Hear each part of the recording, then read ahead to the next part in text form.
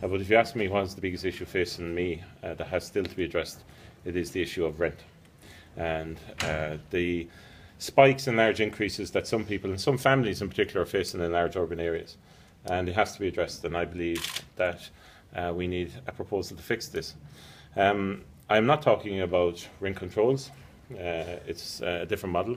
This is rent certainty.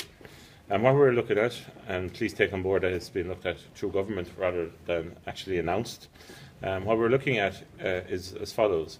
We're looking at a process whereby people can have some certainty as regards rents into the future, while supply is being dealt with.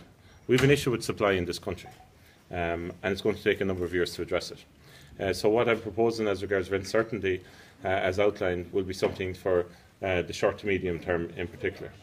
And as regards modelling that, rent controls, I think there were issues with in the past. I think rent controls are an old model, a model that was used in different countries. And also, we've got a market in Ireland. We've got a market in Ireland which is very different to other European countries, where renting isn't absolutely pervasive everywhere, where we have a lot of different groups in renting. There are some accidental landlords, for instance, who never intended to be landlords, and many other. So it's a very fragmented market.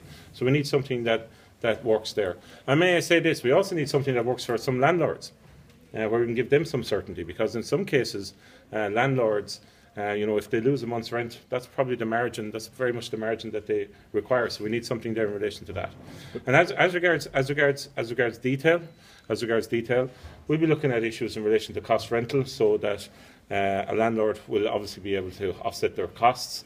We'll be looking at issues in relation to ensuring that any maintenance costs can be dealt with.